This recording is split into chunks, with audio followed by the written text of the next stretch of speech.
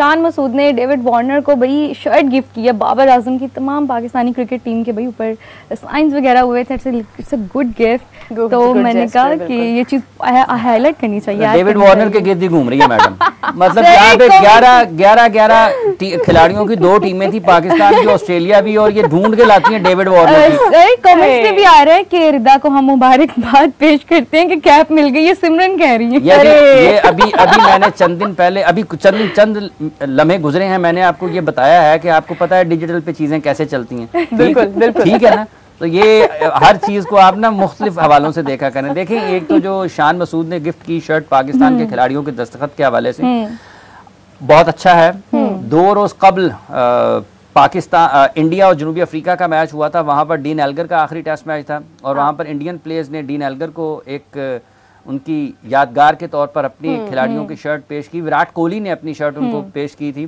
तो ये एक अच्छी चीज़ है कि एक यादगार के तौर पर कि आपकी मेमोरीज जो है, आपको यादाश्तें हैं आपकी, आप किस नोट पर आप ख़त्म हुए, कैसे आपको खुदा हाफिज़ कहा गया। और वहाँ पर उनके जो अहले खाना थे, अब डेविड वार्नर की फैमिली को देखें, उस्मान ख्वाजा की वालदा को देखें आप, जब वो वहाँ पर मौजूद थे, मतलब कितने प्यार के साथ उन्होंने डेविड वार्नर से मिली हैं। और मतलब ये जो चीज़ें होती हैं ना, जब आप अपने करियर के अख्ताम की तरफ होते हैं, मेरा ख्वाहिश है कि पाकिस्तान के खिलाड़ी भी जब अपने करियर के अख्ताम की तरफ जाएं तो इतने खुशगवार अंदाज में उनका खेल से रुखसती हो। क्योंकि ये जो आपके टॉप एथलीट होते हैं ना, ये कोई आम इंसान नहीं होते। ये आपको दहाइयों की मेहनत होती है इनके ऊपर, आपका सरमाया खर्च होता है, आपका वक्त खर्च होता है, आपका इतना ह्यूमन रिसोर्स उनके ऊपर लगता है, तब जाकर आप एक खिलाड़ी को इस काबिल बनाते हैं कि वो अपने मुल्क की नुमाइंदगी करता है। तो डेविड वार्नर ऑस्ट्रेलिया के लिए रिकी पॉन्टिंग के बाद उन्होंने उनके लिए सबसे ज़्यादा रन्स बनाए हैं, चले गए हैं। उनके लिए जो उनका मुस्तकबिल है उसके लिए नेक ख्वाहिशात है उनके लिए। शान मसूद ने कितने अच्छे अंदाज में उनकी तारीफ़ की और पाकिस्तान की तरफ से उन्हें शर्ट भी पेश की। तो ये बहुत अच्छी चीज़ है। लेकिन डेविड वार्नर के अलावा 10 लोग और भी ऑस्ट्रेलिया की तरफ से खेल रहे हैं। ये भाई लगता है कि रिदा जो है ना, स्पेशली डेविड वार्नर ने ही रिदा को भेजा है ऑस्ट्रेलिया से स्पेशली। ये जैसे आपके नाम के आगे लिखा होता है ना मीरब ज़िशान होस्ट, इसके नाम के आगे लिखा जाना है, क्या नाम है उसका? David Warner cap. है नाज़िम, मजाक की बातें तो एक तरफ है, लेकिन अगर हम लोग सीरियसली लेना मैडम, सीरियसली लेना, दिल पे नहीं लेना। ले भी लें पर थोड़ी देर के लिए अपना ही नुकसान करेंगे, हमारा क्या। अच्छा, हाफिज साहब के ना टेंट्रम्स बदलते रहते। अच्छा नाज़िम, जरा परफॉर्मेंस की तरफ आते हैं। पाकिस्तान ने क्या किया है इस टेस्ट में, जिक्र करते हैं इस हवाले से। विकेट्स की बात की जाए तो नाज़िम नंबर 1 पे आमिर जमाल है जिन्होंने 18 विकेट्स ली हैं, यानी 18 विकेट्स ली हैं। दूसरी तरफ शाहीन आफरीदी, जिनसे बहुत उम्मीदें थी, उन्होंने 8 विकेट्स ली हैं। आमिर जमाल लीड पर हैं 10 विकेट्स के गैप के साथ। नाज़िम दूसरी जानिब मीर हमजा ने 7 विकेट्स लिए हैं, खुरम शहजाद ने 5, साजिद खान ने 3, सलमान अली आगा ने 3, हसन अली ने 2 और फहीम अशरफ ने 1 विकेट लिया।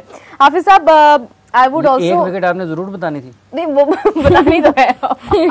हो सकता है वो 1 विकेट डेविड वार्नर की हो। नहीं, वो विकेट लेके वहां से अपने पाकिस्तान वापस आ जाए। देखिए, मैंने सबसे मुनफरिद विकेट, एक डेविड वार्नर की कैप मुनफरिद थी, एक मेरे साथ साथ मीरब भी अब थोड़ा इंटरेस्ट लेने लग गई है। मेरे साथ भी, मतलब आप ले रही हैं। अपना नाम इसने पहले रखना है, क्योंकि आपने मुझे हाईलाइट कर दिया। उनका शुमार भी लेडीज फर्स्ट में होता है। आप अपना ना, तो और क्या। अच्छा, ये जो आपने परफॉर्मेंस की जिक्र किया ना, देखिए जैसे अभी हफीज साहब का जिक्र कर रहे थे और उन्होंने शाहीन आफरीदी के हवाले से बोला ना कि उनको थोड़ा आराम की जरूरत है। मैं आपको दिलचस्प बात बताऊं, शाहीन ने जो दूसरा टेस्ट मैच खेला ना, उसमें उनकी कारकर्दगी और उनकी पेस बेहतर थी पहले टेस्ट मैच बिल्कुल।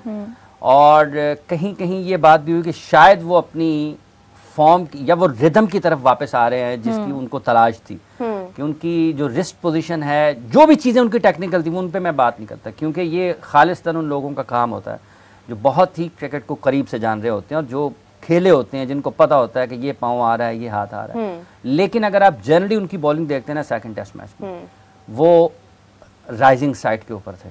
ठीक है, अल्लाह करे कि अब वो जब जब वो न्यूजीलैंड जाएं तो वो अपनी उस असल शाहीन वाली हालत पे वापस आ जाएं जिसकी उनको तलाश है। लेकिन ये कहना कि सिर्फ ये कहना कि वो शायद थक रहे थे, अगर थक रहे होते ना तो वो 135 या उसके ऊपर या इस पोजीशन में इतनी अच्छी गेंदबाजी सेकंड टेस्ट मैच में ना करते। सम टाइम आप चले, मैं ख्याल छोड़ दें, वो उनके लिए आगे टेस्ट न्यूजीलैंड के खिलाफ सीरीज अल्लाह करे कि वो पाकिस्तान के लिए अच्छा खेलें। आमिर जमाल की जो 18 विकेटें ये पाकिस्तान के लिए अच्छा है और एक अच्छा मुस्तकबिल पाकिस्तान के लिए हो सकते हैं। इसके बाद उन्होंने न्यूजीलैंड जाना है, वहाँ पर अच्छा खेलें और उसके बाद फिर PSL आएंगे। तो पाकिस्तान के लिए अच्छी चीज़ ये ज़रूर हुई है। फिर साजिद खान को एक टेस्ट मैच मिला, उन्होंने विकेटें ली पाकिस्तान के लिए। एक स्पेशलिस्ट स्पिनर की हमें बड़ी शिद्दत के साथ कमी महसूस हो रही है। हमारे पास कोई टेस्ट मैचेस के लिए राइट आर्म लेग स्पिनर नहीं है, हमें उसके ऊपर भी काम करने की ज़रूरत है। हमें अब्दुल्ला शफीक और सऊद शकील की टेक्निकल चीज़ों के ऊपर काम करने की ज़रूरत है। इनको ज़्यादा से ज़्यादा लंबी बैटिंग की ज़रूरत है। जितनी लंबी बैटिंग करेंगे और जितना आप मुख्तलिफ कंडीशंस में जाकर खेलेंगे उतना आपको अपने आप को उसके लिए ज़हनी और जिस्मानी तौर पर तैयार करने की ज़रूरत है। T20 क्रिकेट, वनडे क्रिकेट और टेस्ट क्रिकेट तीनों मुख्तलिफ फॉर्मेट हैं। तीनों के लिए आपको डिफरेंट एडजस्टमेंट करनी पड़ती है। बिल्कुल, ठीक बिल्कुल, है। बिल्कुल। और पाकिस्तान के लिए सबसे बड़ा, उन्होंने बाबर की भी वैसे हाफिज साहब ने बात किया कि अगर उनको रेस्ट दिया जा सकता, उनके आराम के हवाले से या उनके साथ हम कैसे अगर उनको मदद की ज़रूरत है तो कर सकते हैं। पाकिस्तान के लिए सबसे जो कोचिंग स्टाफ है पाकिस्तान का, उसके लिए सबसे बड़ा काम यही है कि वो अपने इन 3-4 टॉप प्लेयर्स को जो बैटिंग के शोबे में इनके साथ कैसे डील करते हैं। वक्त की ज़रूरत है, ज़्यादा प्रैक्टिस की ज़रूरत है और आपको वो कहते हैं ना कि एक मखसूस ट्रेनिंग की ज़रूरत है कि हमें कैसे ठीक करना है इसको। आपकी जितनी भी तकनीकी चीज़ें, देखिए बाबर ऐसे खिलाड़ी नहीं है कि आप उनके ऊपर अपना नज़रिया थोप सकें। वो दुनिया के बेहतरीन खिलाड़ी हैं, आपको उनके साथ घंटों बात करना पड़ेगी, आप उनको कायल करना पड़ेगा और उनको अगर वो समझें कि ये, अगर फिर वो तस्लीम भी करें ना, अगर वो समझें, वो कायल हो जाएं कि वाकई मेरे साथ ये मसाइल हैं, तो फिर उनको ऊपर काम करना पड़ेगा। इसी तरीके से अब्दुल्ला शफीक पाकिस्तान का मुस्तकबिल है, उनको बेहतर करने की ज़रूरत है। साउथ टेस्ट मैचेस में पाकिस्तान के लिए बहुत कारआमद साबित हो सकते हैं। साउथ अफ्रीका हाँ, साउथ अफ्रीका वो आज नहीं है, साउथ अफ्रीका नहीं है, तो वो दो आगे उन्होंने पाकिस्तान के लिए क्रिकेट खेलनी है। तो ये इब्तदा में जब आपकी 1-2 खामियां नज़र आ जाएं तो उनको बेहतर बनाया जा सकता है। ऐसा नहीं है कि नहीं हो सकते हैं, तो उनको बेहतर बनाने की ज़रूरत है। पाकिस्तान के लिए जो अच्छा हुआ है, जैसे आमिर जमाल है, हाँ। लेकिन पाकिस्तान के लिए जो बुरा हुआ है या मुश्किल हुई है वो ये भी है कि सऊद और अब्दुल्ला एक्सपोज हुए हैं।